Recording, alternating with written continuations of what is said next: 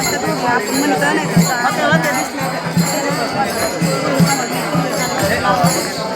संघ नव्हतं का नाही माझं होतं एका लेकरं आयुष्य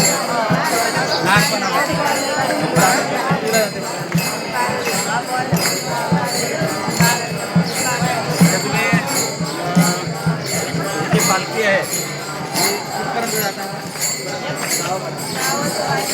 वीसपर्यंत दरवर्षी जातात तुम्हाला कसं काय म्हणजे अनुभव आहे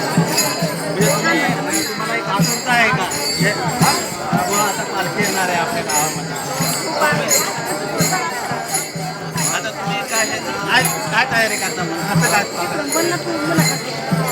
तुमच्या परीने आमच्या घरी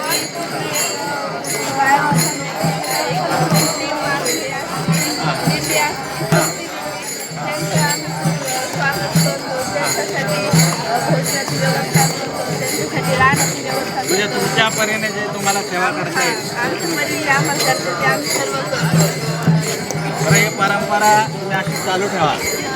हां आणि तुमचं उद्या लग्न झालं तरी ती परंपरा चालू राहिली पाहिजे आणि आज संस्काराची गरज आहे लक्षात ठेवा तर पण दररोज तुम्ही हरिपाठ म्हटला पाहिजे म्हणता का नाही नाही म्हणत ना हां मग घ्या हरिपाठ म्हणायचं दररोज 10 मिनटं लागणार किती मिनटं 10 मिनटं तर त्याने तुमचं जीवन आहे ना म्हणजे तुम्हाला एक विवेक बुद्धी येणार आणि आपोली आपण करत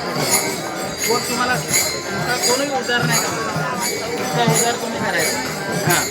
तर याचं हे संतांचं मार्गदर्शन घ्यायचं आपण आणि ज्ञानेश्वरी दररोज जसा वेळ मिळेल तसा तुम्ही 5 जरी ओव्या वाचल्या तुमचा उद्धार होणार एक अभंग जरा वाचला